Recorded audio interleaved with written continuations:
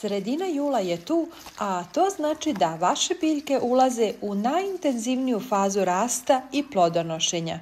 Ako ih sada ne nahranite, mogu brzo oslabiti, prestati rasti i rađati. Zato vam danas donosim najbolje organske prihrane za luk, mrkvu, tikvice, paradajz, papriku, krastavce, grah, sve od sastojaka koje već imate kod svoje kuće. Prije nego krenemo, kliknite pretplatu i uključite zvonce da ne propustite naredne trikove za zdravu i rodnu baštu. Pišite mi u komentarima koje povrće vi trenutno imate u punom jeku rasta. Da li ga prihranjujete? Zašto je sada važno reagovati? Biljke su već potrošile sve hranljive materije iz zemljišta, temperature su visoke, a plodovi stalno izbijaju. Sada im treba dodatna snaga. Evo šta koristiti.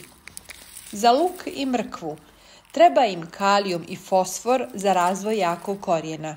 Idealna organska prihrana je čaj od pepela. 1 kašika drvenog pepela na 1 litar vode. Ostavite sat vremena i zalijte. Tikvice i krastavci traže laganu, ali redovnu hranu. Jogurt i voda, odnos 1:4. 1 litra jogurta, 4 litre vode.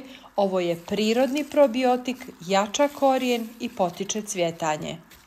Paradajz i paprika u julu moraju biti u punoj snazi.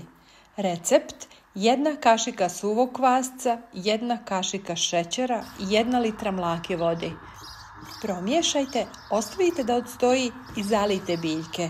Efekat se vidi već nakon nekoliko dana. Grah lako ulazi u stres, posebno po suši. Pomaže fermentisana kopriva, daje mu snagu i otpornost.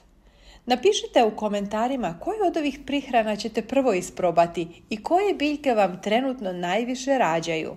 Ne zaboravite da podijelite ovaj video i sa svojim prijateljima baštovanima, jer sredina jula je presudna. Zapamtite, kakva je briga sada, takav će biti i rod krajem ljeta. Ne čekajte da biljke klonu, nahranite ih na vrijeme.